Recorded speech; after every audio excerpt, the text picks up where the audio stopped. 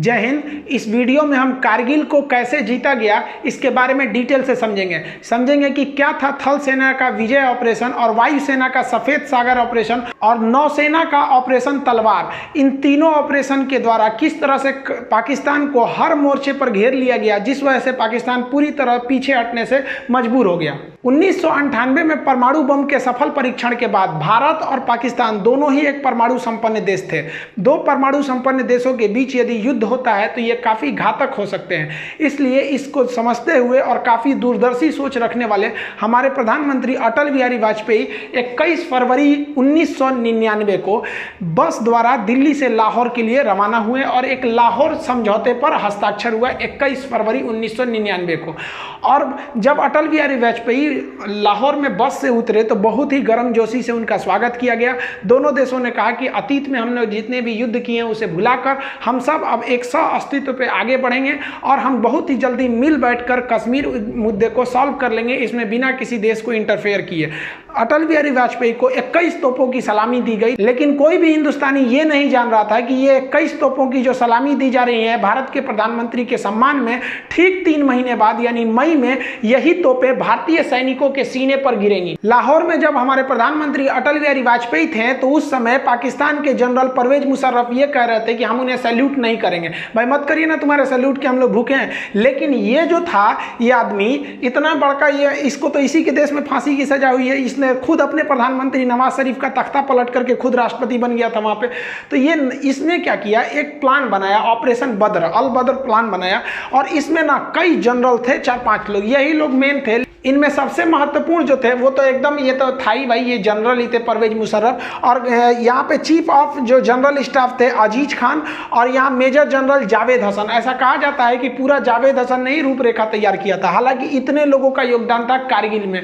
ये लोग चाहते थे कि जो शिमला एग्रीमेंट के बाद ये हुआ था, हम लोग में एक आपसी सहमति थी कि करगिल का जो एरिया है वहाँ टेम्परेचर -30 -40 चला जाता है, इतना ठंड हो जाता है। तो हम लोग क्या करते थे, अक्टूबर के बाद हम भी अपनी पोस्ट बंकर को छोड़ के चले जाते थे और पाकिस्तान भी चला जाता था। फिर हम लोग जाते थे मई जून के महीने में। तो पाकिस्तान ने प्लान बनाया कि 1999 में हम क्या करेंगे, अपनी जो जैसे भारत पीछे हटेगा, पाकिस्तान ने कहा कि हम लोग तो पीछे नहीं हटेंगे और उल्टे अपनी फौज भेज देंगे, उन बंकरों में घुसा देंगे जो भारत खाली करके गया है और उन्हें हम क्या करेंगे, पूरी हथियार सप्लाई A to Z दे देंगे। ये ऑपरेशन अल बद्र में चल रहा था। इसको आप मैप से समझिए ध्यान से। ये जो आप लाइनिंग देख रहे हैं ये आपका एक्चुअली POK है, पाक ऑक्युपाइड कश्मीर। पाक ऑक्युपाइड कश्मीर का ये जो एरिया है, यहाँ से हम लोग, ये जिला जो आता है वो कारगिल जिला आता है। एक्चुअली लड़ाई जो थी वो कारगिल जिले में थी, वो 4 सेक्टर में थी। उसको एक्चुअली जिला कारगिल होने की वजह से उसका नाम कारगिल दे दिया। देखिए ये लाइन ऑफ कंट्रोल जो है, यहाँ से श्रीनगर से लेह तक एक सड़क जाता है 1A, नेशनल हाईवे 1A।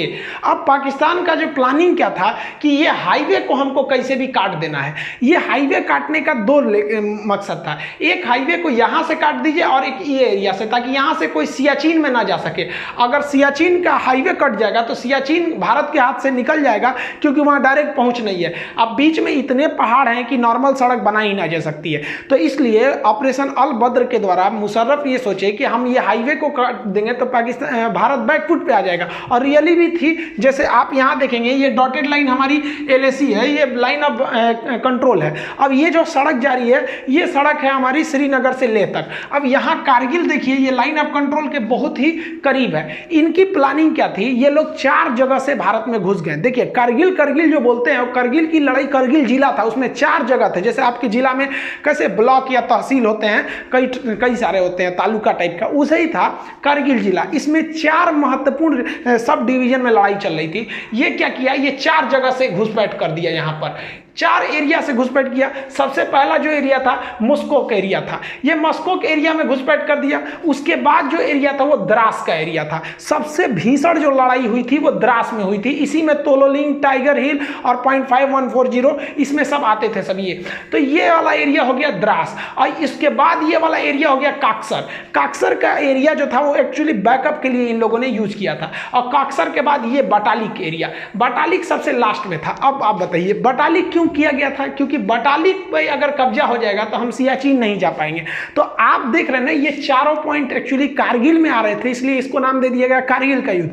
लेकिन कारगिल का युद्ध में जो सबसे भीषण एरिया जगह युद्ध हुआ था वो था द्रास में। तो अब हम लोग एक एक करके समझते हैं कि आखिर ये लड़ाइयाँ कैसे कैसे हुई थी। देखिए, ये पहाड़ी एरिया है, यहाँ इंडस्ट्रीज नहीं है, यहाँ पर पशुपालन ज़्यादा होता है। तो एक याक पहाड़ी जीव होते हैं, पहाड़ी पशु है, तो याक चरा रहे थे लोग। तो ये तासी नाम दयाल नाम के एक व्यक्ति का याक खो गया था, वो उसे ढूंढने गया और दूरबीन में देखा तो उसको दिखाई दिया कि कुछ लोग पत्थर को खोद रहे हैं और वहाँ छुपने की जगह बना रहे हैं, बंकर बना रहे हैं। और वो दाढ़ी वगैरह रखे तो समझ गया कि भाई ये पाकिस्तानी है। ये भागा भागा आया, आर्मी को बताया कि भाई वहाँ ऐसी ऐसी घुसपैठ हो रही है। तो आर्मी ने देखा तो भाई आर्मी को भी हलचल दिखाई दी, हेलीकॉप्टर से सर्वे लिखा गया तो भारत को भी पता चला कि भाई यहाँ पे घुसपैठ है। तो इसके लिए पेट्रोलिंग पार्टी, पेट्रोलिंग मतलब होता है जांच के लिए, पेट्रोलिंग पार्टी भेजी गई 5 मई को। 5 मई को भेजा गया पेट्रोलिंग पार्टी में 4 से 5 जवानों को वहां पर घुसपैठी। चारों से एक्चुअली पहाड़ पे आप चढ़ रहे होते हैं, वहां पहले से वो छुप के बैठे होते हैं, तो वो आराम से आपके ऊपर शूट कर सकते हैं। हमारे सैनिकों को उन लोगों ने मार दिया, हमारे सैनिक शहीद हो गए। इसके बाद जो हुआ वो एकदम भयानक हो गया। ये 9 मई को सीधा हमारा कारगिल के जिला पर, अब जैसे कारगिल का कई एरिया है, जैसे मस्कोक है, द्रास है, बटालिक है, काक्सर है, तो ये 4-5 अलग है, छोटे छोटे डिवीजन है, लेकिन एकदम मेन जिला पे ही कारगिल जिला में आके पाकिस्तानी आर्मी का एक तोप का गोला गिरा और भारत का जो एमुनेशन डिपो था जहां गोला बारूद रखा था पूरा वही उड़ा दिया और एक झटके में भारत को 127 करोड़ का लॉस हो गया। इन सब के होने के बाद भारत को लग रहा था कि ये मामूली घुसपैठी आतंकवादी हैं, लेकिन धीरे धीरे पूरी तरह से साफ होने लगा कि ये आतंकवादी नहीं है। इन आतंकवादियों के पीछे पाकिस्तानी पिल्ले बैठे हुए हैं, उनकी नॉर्दर्न लाइट इन्फेंट्री के जवान बैठे थे। उनके अंदर इतना तो कलेजा नहीं है कि सामने सामने लड़े। अरे साले, मर्द की औलाद हो तो सीधा बोले रहते ना कि मत लौटो। हम लोग जब लौट गए थे ठंड में तो तुम आके वहां बैठ गए थे, उसके बाद वीर बन रहे हो। देखिए एक्चुअली क्या होता है कि जब आप हमला करने जाते हैं तो माना जाता है कि आपकी फौज 3 गुनी होनी चाहिए क्योंकि दुश्मन पहले से बैठा है। लेकिन पहाड़ी लड़ाई में ऐसा माना जाता है कि नहीं, आपको 9 गुना लॉस होगा। एक तो आप चढ़ेंगे, आपको चढ़ाई में दौड़ नहीं सकते हैं खाली मैदान की तरह, और वो आराम से बैठा हुआ है पहाड़ में, हल्का सा एक मौका कर लेगा, बंदूक निकाल लेगा, आपको दिखेगा नहीं कहां से गोली आ रही है। अब भारत के सामने यही बड़ी समस्या थी, कैसे कैसे हमला किया जाएगा। तो ये टोटल का एरिया देखिए कारगिल है, तो इसमें हम लोग जो देख रहे थे ये वाला एरिया जो है ये मस्कोक है, इसके बाद ये द्रास है। तो मेन जो झमेला था वो द्रास में था, क्योंकि द्रास जो है हाईवे के एकदम करीब में भी करीब का एरिया था और यहाँ की जो पहाड़ियाँ थी वो काफ़ी ऊंची थी, जिससे कि नेशनल हाईवे नंबर 1 पर कौन जा रहा है आराम से देखा जा सकता था। पाकिस्तान इतना डोमिनेंस कर लिया था कि नेशनल हाईवे नंबर 1 पर आप एक स्कूटर नहीं ले जा सकते थे बिना उनके हिसाब से, क्योंकि वो आराम से गोली मार सकते थे, सर पे गोली मारते थे एकदम टिप के वो सब। तो भारत को यहाँ पे बहुत बड़ा डिसएडवांटेज था, ये भारत की इंटेलिजेंस फेलियर थी, ये पूरी तरह से आके इन पहाड़ियों पर बैठ गए। अब ये जो आपका द्रास का एरिया दिख रहा है, ये भले इतना छोटा यहाँ दिख रहा है, अब ये देखिए पूरा का पूरा एरिया द्रास है।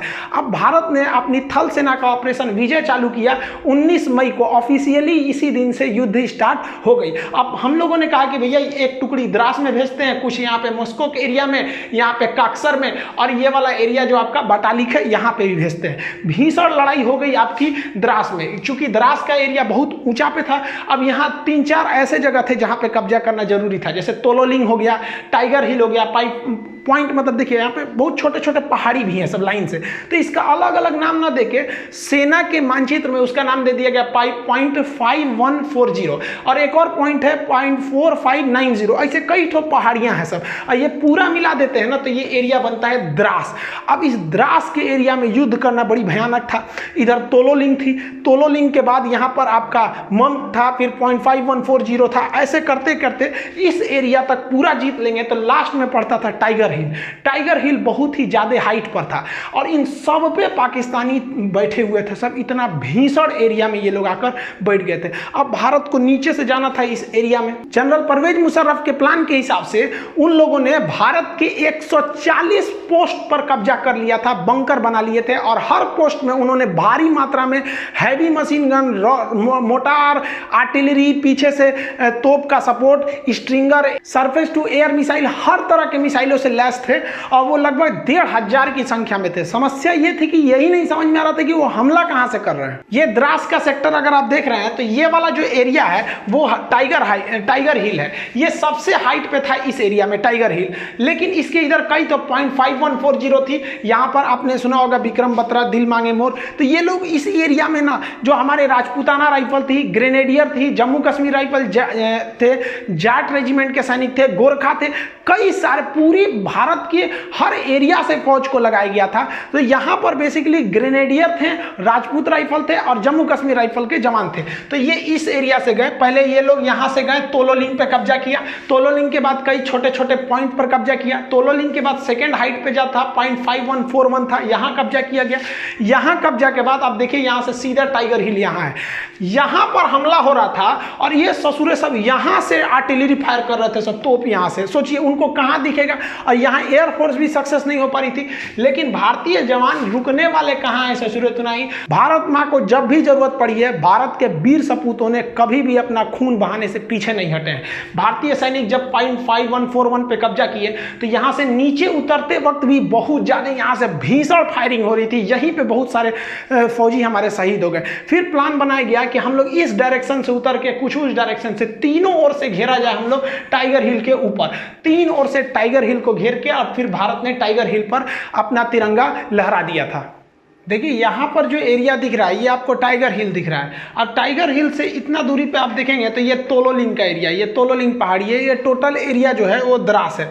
अब तोलोलिंग की जो पहाड़ी है वो काफ़ी ऊंचाई पर स्थित है, वहाँ पर लड़ाई करना काफ़ी मुश्किल हो गया था तोलोलिंग पर।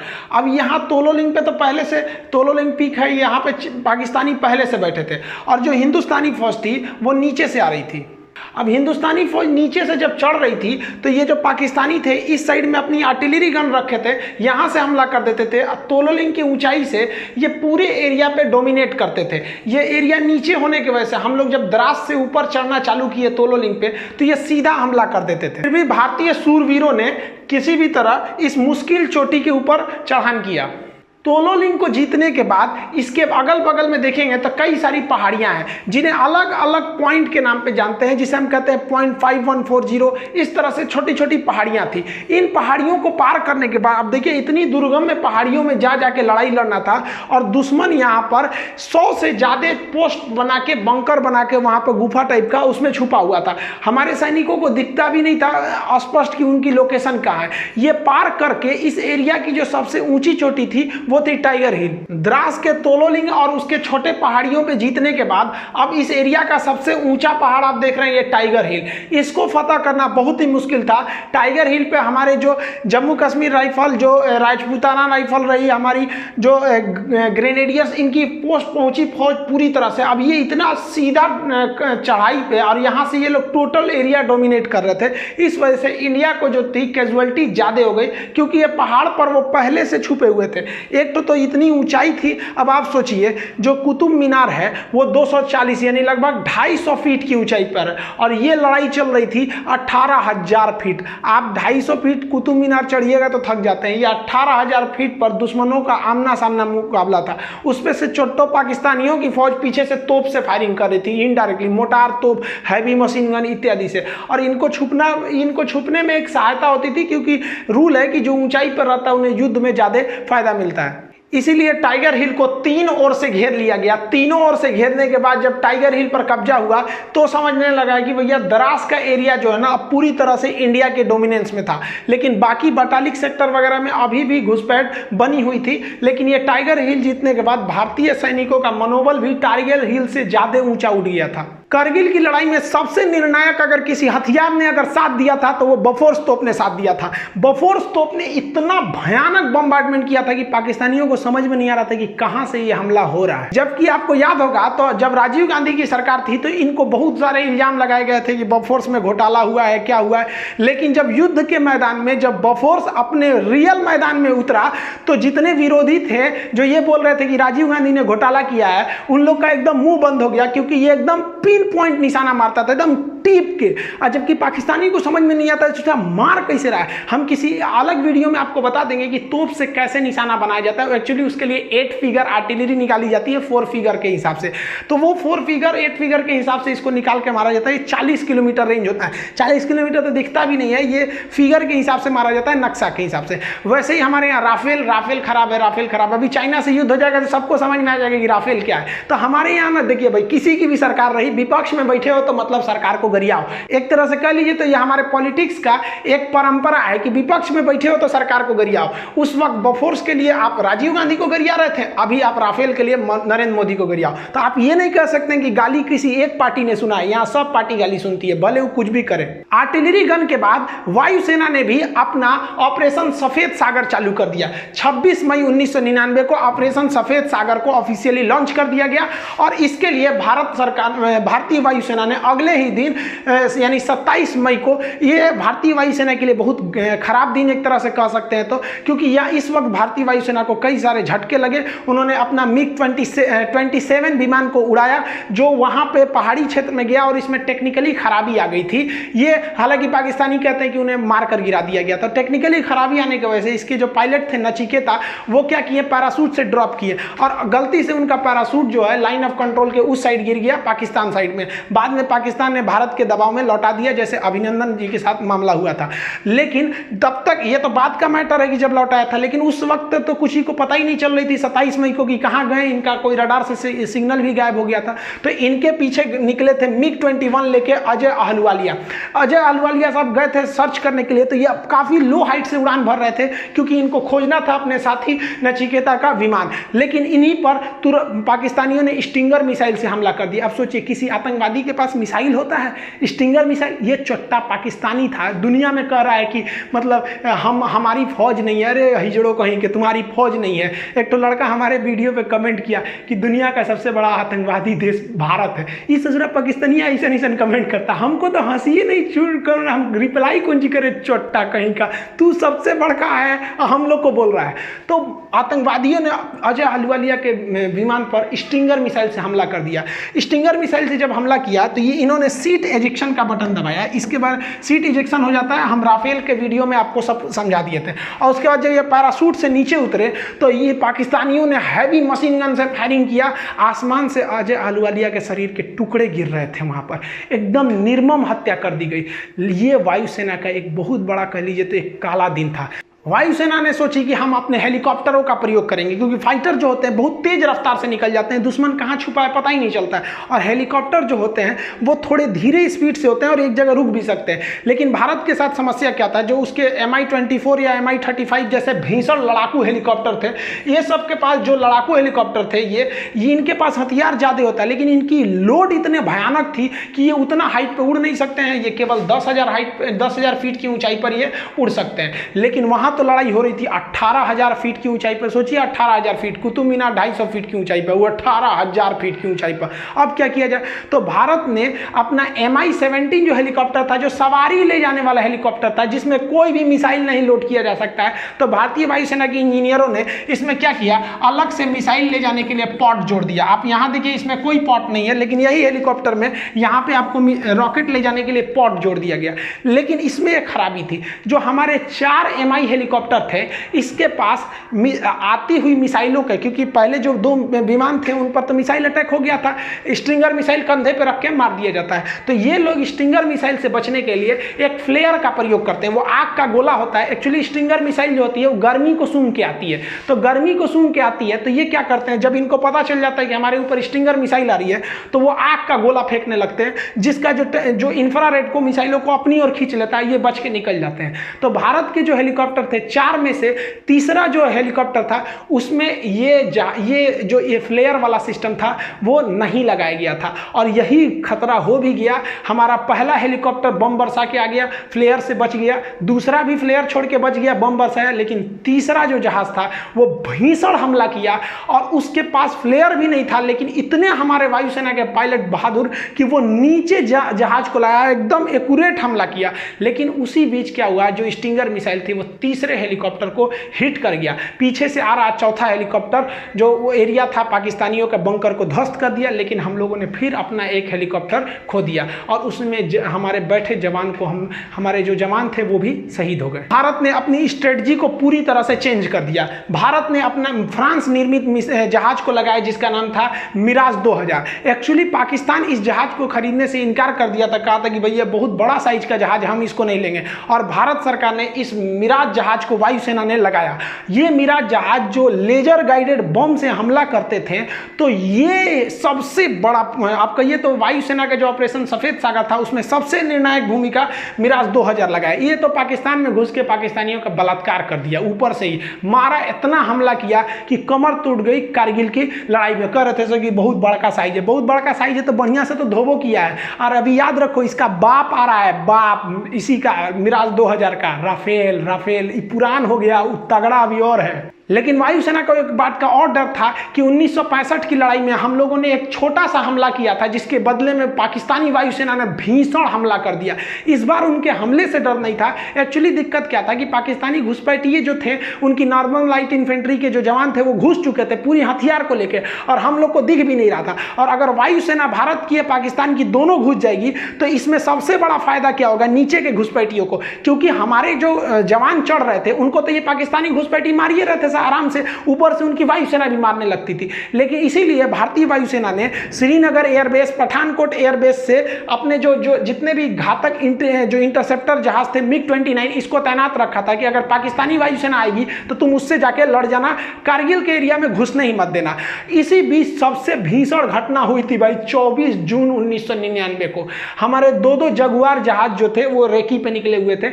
इसी जहाजों ने क्या किया, उनको लगा नीचे एक तो गुलटेरी जगह था, इन जहाजों को लगा कि भाई नीचे काफी ज्यादा फौज है और वो नीचे काफी फौज का जमावड़ा था। तो जो आगे का पायलट थे वो काफी यंग थे, जो पीछे बैठे थे उनका नाम था, पायलट का नाम AK सिन्हा।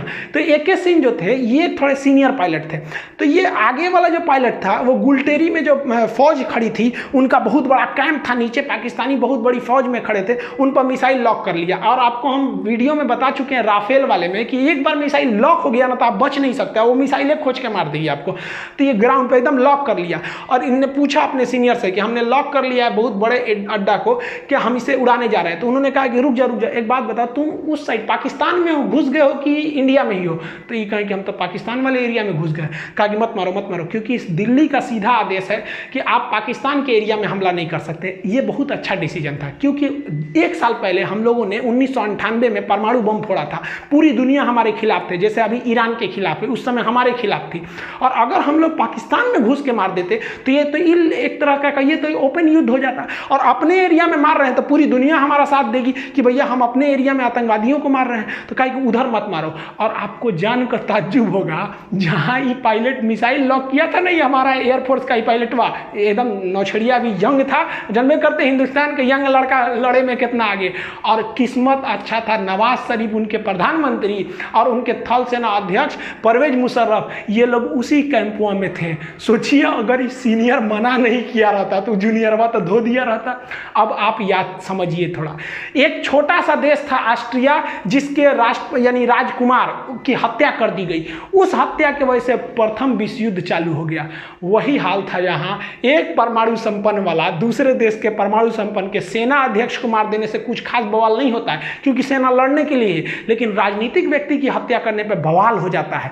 तो भयंकर बवाल हुआ रहता, क्या युद्ध का मोड़ लेता समझ में नहीं आता। तो ये बहुत अच्छा हुआ। एक तरह से हम तो करते थे कि मारिए दिया रहता तो हो जाता, क्या हो जाता भाई, ज्यादा से ज्यादा और युद्ध लड़ते, नहीं लड़े हैं 71 में, 65 में, 84 में, एक और लड़ते से क्या कर लेता पाकिस्तान। यहाँ पे ऊंट के मूतने से रेगिस्तान में बाढ़ थोड़े आता है, क्या कर लेंगे, इनके औकाते कितना है। ये सब तो चल ही रहा था, नेवी ने और अत्याचार कर दिया। नेवी ने अपना ऑपरेशन तलवार चालू कर दिया। ऑपरेशन तलवार के तहत भारतीय नेवी ने पाकिस्तान की ओर एंट्री मार दी और यहाँ पर जो हमारे नेवल वेस्टर्न नेवल कमांड था और साउदर्न नेवल कमांड था ये भी घुस गया अरब सागर में, और अरब सागर में घुसकर पाकिस्तान का पूरी तरह से नेवल ब्लॉकेज लगा दिया। भारतीय वायुसेना के पूरे युद्धक जहाज घुस गए सब वहां पर और नेवल ब्लॉकेज लगा दिया। भारतीय नौसेना ने ऐसे मिसाइल मारा, जो पाकिस्तानी जहाज थे उनके बगल में मिसाइल जानबूझ के मारता था, जो उनके मर्चेंट वाले जहाज थे, जो उनका पेट्रोलियम लाने वाला था, सारा जहाज उधर ही रुक गया कि ना हम ना जाएंगे, नेवी उधर मार रही है। पूरी तरह से पाकिस्तान का इतना भयानक नेवल ब्लॉकेज था कि पाकिस्तान के पास केवल 6 दिन का पेट्रोलियम बचा था, नहीं तो उसके बाद उन लोग गाड़ी चलाते, लोग चलाओ ससुरा तुम्हारा पास, इतना भयानक काम किया था। तो नेवी के रोल को भी हमें भूलना नहीं चाहिए। पाकिस्तान जो है वो मदद मांगने के लिए चला गया अमेरिका में। 4 जुलाई को अमेरिका में इंडिपेंडेंस डे के रूप में मनाया जाता है, तो वहाँ क्लिंटन साहब के पास पहुँच गया। एक्चुअली जो पाकिस्तान है ना, पहले अमेरिका का रखेल था, अभी वो चाइना का रखेल बन गया है। पहले वो अमेरिका से फसल था, तो अमेरिका से कहा कि सुनिए ना मदद करिए मेरा।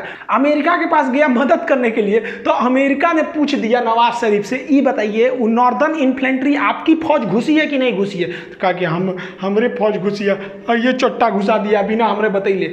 देखिए एक्चुअली होता क्या है कि पाकिस्तान में जो सेना होती है ना, प्रधानमंत्री की भी वैल्यू नहीं देती है। कारगिल के लिए 10% जिम्मेदार जो थे वो नवाज शरीफ थे, 90% ई चट्टा जिम्मेदार था, अपने को बहुत बड़का समझता था, सिकंदर द्वितीय चट्टा, कहीं के फांसी लगतो अबे तोरा कुछ दिन में अस्थिर रहो यहाँ पे। तो ये इनको तो पता था, ये तो बेचारा खुद अपने जनरल से डरते थे, जबकि ये इतना बड़का नमक हराम है कि इसको जनरल का पद नवाज शरीफ ने दिया था, जबकि ये सबसे जूनियर था जनरल की लिस्ट में, फिर भी इसको दिया। ये क्या किया, नवाज शरीफ को हटा के अगले साल खुद क्या बन गया, राष्ट्रपति बन गया। हम ही है, बढ़िया से हुआ। ये तो तू लोग यार अपने देश का नहीं है तो हम लोग का कहाँ से हो जाएगा रे। तो ये बिल क्लिंटन ने कहा कि सुन नवाज शरीफ, देर चक्कर मत कर यहाँ पे, तो पहले परमाणु बम फोड़ा है तो हम तोरा दिमाग खराब है, तू क्या समझता है, तू गलत काम करेगा हम तोरा साथ देंगे, पूरी दुनिया हमको नहीं थूकेगी, तू अपनी फौज पीछे बुलाओ। तो ये लोग अकेले रूम में बात कर रहे थे, तो बाहर में पाकिस्तानी जो इनके साथ जो गए थे सब चमचा बेलचा, वो कहते कि हाँ नवाज शरीफ हैं, इनको तो अमेरिका वैल्यू देगा, रखेल को तो कोई वैल्यू देता है, मुंह लटका के नीचे आए हैं, अमेरिका वैल्यू नहीं दिया है, चलो फौज वापस बुलाओ।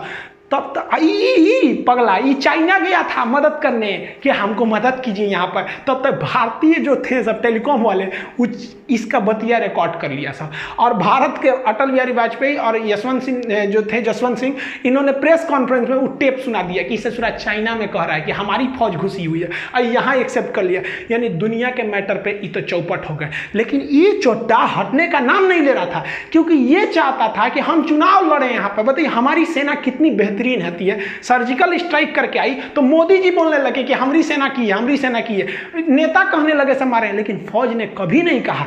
बहादुरी यही होती है भाई, बहादुर की पहचान जंग के मैदान में होती है, मीडिया में नहीं होती है। लेकिन ये मानता नहीं था। तो ये सऊदी अरब के राजकुमार जो राजा थे उस समय फहाद, उन्होंने फोन किया इसको कि रे चोट्टा कहीं का, तू शांति से रह जाओ मैटर पे, ना तो तुरा हम व्यवस्था कर देंगे। ये खुद अपनी आत्मकथा में लिखा है कि हम तो नवाज शरीफ को टपका दिए रहते अगर ये बीच में नहीं आए रहते। तो सोचिए ये अपने प्रधानमंत्री को टपका रहा था, रे चोट्टा। सारा घमासान। ये तो वर्ल्ड लेवल पे डेमोक्रेसी चल रही थी, और उधर भारत की जो फौज ना कह के लेंगे मार रही थी एकदम बढ़िया से, और धो रही थी जब पाकिस्तानियों को ना, तब उन लोग को समझ में आया कि भाई साहब बहुत बुरी फंस गए पाकिस्तान। इनको लग रहा था, ये क्या कह रहे थे कि हमने पाकिस्तान की गर्दन पकड़ ली है। अरे ससुरे तू नहीं, तू का हम लोग का गर्दन पकड़ेगा। बड़ी एक गनीमत मनाओ ना कि जितना हरामीपन तुम लोग करते हो ना, अगर भारत ने एक बार हरामीपन किया ना तो तुम लोग इतिहास में पढ़े जाओगे। एक देश हुआ करता था, पाकिस्तान नाम था। जैसे भारत में कैसे छोटा बच्चा को कहानी सुनाया जाता है, चंदा मामा दूर के, वही पाकिस्तान ऐसा था, बाबू बाबू हल्ला मत करो नहीं तो पाकिस्तान की तरफ थुराओगे। सोच तू लोग ना पूरी दुनिया में ना मुसलमानों का नाम चौपट किया तुम लोग के वजह से पूरी दुनिया में ना मुसलमानों को गाली दिया जाता है। ये चट्टा क्या करेगा, कहीं जाके बम फोड़ देगा। अरे यार तुमको इतने माँ के दूध में तो इतना गर्मी है ना, तो आओ ना हमारी फौज खड़ी है, काय लिए पीछे से हमला करता है चट्टा कहीं का। तो देखिए इन लोग पे भरोसा करना नहीं चाहिए।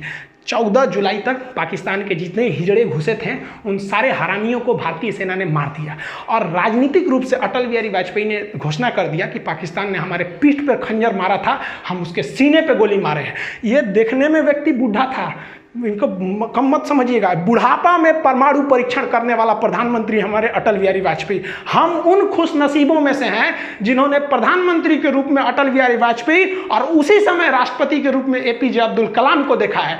ये नसीब अब किसी को नहीं होगा जो एक साथ इतना योग्य राष्ट्रपति और इतना योग्य प्रधानमंत्री देखने को मिले। अब ये नसीब किसी को नहीं होने वाला है जो दो दो बड़े नेता इतने योग्य हो जाए। इन्होंने कह दिया 14 जुलाई को कि भैया ये ऑपरेशन हमारा विजय सक्सेस हो गया, लेकिन आर्मी ने कहा कि ना ना भाई सब पे भरोसा करना, ये पाकिस्तानियन पे नहीं। अब सेना ने एक एक करके घूमना चालू किया, कहाँ कहाँ पाकिस्तानी छुपे हैं सब। तो पूरी तरह से 26 जुलाई को सेना ने कहा कि एक को कुत्ता नहीं बचा है। इस ससुरा सब लाश लेने नहीं आया था अपनी फौज का, कह रहा था कि हमारी फौज नहीं है, जबकि जेब में आई कार्ड था कि पाकिस्तानी आर्मी नॉर्दर्न इन्फेंट्री। ससुरा कहीं अरे लाश तो ले जाते यार, हम लोग लाश दे सकते थे। भारतीय सेना की बहादुरी देखिए। पाकिस्तानियों ने जब 14 मई को हमारे पेट्रोलिंग पे गए कैप्टन सौरभ कालिया को पकड़ा था, चारों ओर से घेर लिया था, तो इन पर इतनी यातनाएं दिया था ना, इनके आंख निकाल लिए थे, इनके होंठ और जीभ काट लिए थे, कान काट लिए थे सब, नाखून निकाल लिए थे सब, इनके कपड़े उतार कर इनके गुप्तांगों को काट लिया गया था, इनके लाश के टुकड़े करके बोरा में भर के फेंक दिया गया था। इन हरामी पाकिस्तानियों ने इतना गलत काम किया जो युद्ध इतिहास में कभी ऐसा नहीं है, युद्ध के नियम में नहीं है ऐसा। जबकि भारतीय सेना जब अपना सर्च ऑपरेशन कर रही थी, जो कुछ पाकिस्तानी जो थे मर गए थे, कुछ घायल थे, जो अपने आखिरी सांसें ले रहे थे, उन्हें इज्जत से पानी पिलाया, उन्हें इज्जत से दफनाया। उन्हें पहले पाकिस्तान को कहा कि आप अपनी फौज को ले जाइए, नहीं ले गया तो उन्हें इज्जत से दफनाया गया था। ये फर्क होता है एक जानवर और एक इंसान में। हम सबको ये फर्क बना के रखना होगा, तभी अलग पहचान है। हम जब भी हिंदुस्तानी अगर विदेश में जाते हैं तो इज्जत के नज़र से देखे जाते हैं, और ये पाकिस्तानी जब भी जाएंगे शक के नज़र से देखा जाएगा। 4 बार सिक्योरिटी जांच होगा कि चोट्टा बम लेके तो नहीं आया है। ये इंसानियत बरकरार रहना है। दुश्मनी की आड़ में हमें पाकिस्तान से बेहतर बनना है, न कि पाकिस्तान से खराब बनना है। ये इंसानियत हमारी सेना की बरकरार रहनी चाहिए, जो उनके अंदर कूट कूट के भरा है। इस लड़ाई में घाटा क्या हुआ? पाकिस्तान के कई सैनिक मारे गए, अमेरिका से उनका रिश्ता खराब हुआ, पूरी दुनिया का पाकिस्तान के ऊपर से फेथ खत्म हुआ, पूरी दुनिया को लग गया कि ये जम्मू कश्मीर और सियाचिन पर रास्ता रोकना चाहते थे, तो क्या रोकेगा हम लोग का? इन लोग की डिप्लोमेसी फेलियर हो गई, और सबसे बड़ा जो घाटा लगा इन लोग को, वो इनके आर्मी में कोऑर्डिनेशन ही नहीं था। इनके वायुसेना को पता ही नहीं था, नौसेना को पता नहीं था कि कारगिल में युद्ध होने वाला है। ये तो ससुरा बस इसका मन बढ़ ही था, ये कर दिया। लेकिन भारत की अगर बात करेंगे तो भारत के साथ भी कई समस्याएं थी। पहला कि भारत के लिए वेदर एकदम खराब था, मौसम पूरी तरह खराब था, हाइट इतनी ज़्यादा थी कि हम लोग हाइट पे चढ़ रहे थे तो हाइट की वजह से प्रॉब्लम हम लोग को फेस हो रहा था युद्ध के वक्त में, और ऑक्सीजन वहाँ कम हो जा रहा था, और हम लोग तो रेडी ही नहीं थे लड़ाई के लिए। और अचानक हो गया, कौन रेडी रहेगा भैया? फरवरी में हम लोग मिलने गए, हमारे राष्ट्रपति हमारे अटल बिहारी वाजपेयी वहाँ जाके प्रधानमंत्री से गले मिल रहे, हमको क्या पता तुम खंजर घोंप देगा यहाँ पे। और जो हमारे लिए सबसे बड़ा फेलियर है, हम तो कहते हैं कि पाकिस्तानी की आर्मी जिम्मेदार है, लेकिन हमारे देश के इंटेलिजेंस भी जिम्मेदार है। तुम जासूस किस काम का रहे कि तुमको ये पता नहीं चल रहा है कि पाकिस्तान की हजारों फौज घुस गई, वो आर्टिलरी लेके चले आए, एमुनेशन लेके चले आए, मिसाइल लेके घुस गए, हमारी फौज चुपचाप मुंह देख रही है। हमारी फौज तो बहादुरी से लड़ी, जो जासूस थे सब, इंटेलिजेंस, वो चोट्टे कहाँ मर गए थे सब। और ये हमेशा से यही होता है। 1962 की लड़ाई हम लोग को मुंह की खानी पड़ी यही जासूसों की वजह से। 1984 में ये ससुरे सियाचिन में घुस गए थे, फिर भी कुछ नहीं हुआ। अरे सब छोड़िए, 2008 में देखिए ना, मुंबई में जब हमला हुआ तो हमारे जासूसों को पता ही नहीं था कि अजमल के साथ घुस गया, हमला कर दिया, चोट्टा सरकारी नौकरी लेना है, कोनो काम का नहीं है सब अधिकारी। इनको ले आके हम तो रहते ना वहाँ पे, हमारे पास पावर रहता ना, हम तो ससुरा जितने अधिकारी हैं ना ससुरन को जिस तरह से पाकिस्तानियों को भूने थे ना, उस तरह भून देते ससुरा। तुम क्या कर रहा है? क्योंकि हम युद्ध जीत सकते हैं। हमारे इतिहास में एक और शौर्य गाथा लिखी जा सकती है, लेकिन उन माओं की गोद जो सुनी हो गई करगिल की लड़ाई में, उन्हें हम कभी नहीं लौटा सकते हैं, उन चोट्टे जासूस इंटेलिजेंस वालों की वजह से। बस नौकरी हो गया ना, सरकारी नौकरी, अब कौन जरूरत है जासूसी करने का? मेहरारू संगे घूमो, हम लोग हाँ कैसी हो देश भाड़ में जाए। आज के वक्त में देखेंगे तो काफ़ी तकलीफ होता है। आप कभी फौज में जाइएगा ना, वहाँ पर जो हिंदू, मुस्लिम, सिख, ईसाई, इनके जो पूजा स्थल होते हैं ना, एक पास होते हैं, वहीं पर आपको नमाज पढ़ना है, उसी के बगल में पूजा करना है, वहीं पे गुरुद्वारा में जाना है, एक ही होता है कैंपस, उसी में सब होता है। और यहाँ हम लोग मरे जाते हैं, तुम हिंदू, तुम मुस्लिम, तो ये अरे यार क्या करें? तो कुछ तो सिखों से सीखना चाहिए। या ये they are born for others, ये दूसरों के लिए जन्म, इतनी सेवा करते हैं ये समाज की जिसका कोई हद नहीं। काफ़ी तकलीफ होता है जब इतनी बहादुरी से हमारे जो फौजी जो देश पे लड़ते हैं, हमारे देश के अंदर कुछ मामूली नेता के चक्कर में हम लोग आपस में लड़ लेते हैं। हम एक बात बताइए, मेरा ये वाला हाथ काटिए या ये हाथ काटिए, तकलीफ तो हमें होगी ना। तो हिंदुस्तान के किसी भी धर्म का व्यक्ति मरे, तकलीफ तो भारत माँ को होगी। हमें इस बार काफ़ी तकलीफ हुआ। एक्चुअली हम 6 जुलाई को हम पटना गए हुए थे। तो जैसे पटना में एंट्री किए ना, तो वहाँ चेक पोस्ट चल रहा था, तो मेरी चेकिंग वगैरह थी, तो हमको भी चेकिंग हुआ, तो मेरा सब कुछ था, ड्राइविंग लाइसेंस वगैरह। एक फौजी भाई का कोई नॉर्मल सा कोई पेपर था जो छूट गया था, तो फौजी वो कह रहा था पुलिस वाले से कि मेरा केवल पेपर छूट गया है, आप हमको जाने दीजिए, हम यहीं के रहने वाले हैं। तो कह रहा कि नहीं जाने देंगे, फाइन भरो, ये करो। अब वो बहस थोड़ी करेगा वो लोग यार, न तो एक झापड़ देगा तो सूझ जाएंगे ये लोग। लेकिन बेचारा उससे लिए हम कहेंगे सर हम आपको दे देते हैं। तो कहा कि देखो पैसे का प्रॉब्लम नहीं, तकलीफ इस बात की है कि हम अगर देश के लिए हम लोग लड़ लेते हैं और हमारा एक पेपर छूट गया है तो ये आपको नियम कानून सिखा रहा है। अभी वो भाई ऐसा दे ही रहे थे ना फौजी, तब तक एक तो नेता विधायक का गाड़ी गया, वो रोका तो गरिया दिए, रे हमारा गाड़ी रोकेगा, चुपचाप सटक गए। यहाँ पे अजब हाल है यार। फौजियों के प्रति इज्जत रखनी चाहिए, कहीं पे भी उनके लिए इज्जत हमेशा रहनी चाहिए। एक आम नागरिक से ज़्यादा उनकी इज्जत होनी चाहिए। जिस वक्त करगिल की लड़ाई हो रही थी, वो पहली लड़ाई थी जो हम लोग टीवी पे देखे थे। अटल बिहारी वाजपेयी ने बहुत अच्छा काम किया कि हमारे पूरे देश की जनसंख्या को युद्ध के माहौल को दिखा दिया, जिससे कि हम सब एक हो गए। उस वक्त से बरखा दत्त एक पत्रकार होती थी, अभी भी हैं वो काफ़ी रिपोर्टिंग करती थी। हम लोग छोटे छोटे थे, तो हम लोग 15 अगस्त के दिन प्रोग्राम लिए थे, तो छोटे छोटे थे, तिरंगा लेके भाषण देने गए थे। हम अभी बच्चे हैं, दांत हमारे कच्चे हैं, हम भी लड़ने जाएंगे, सीने पे गोली खाएंगे, मर जाएंगे, मिट जाएंगे, भारत देश बचाएंगे। करगिल की लड़ाई को देख के हम लोग के मन में भी ना एक देशभक्ति का जुनून आ गया। ये सोच लिए कि हम भी जाएंगे तो फौज में ही जाएंगे।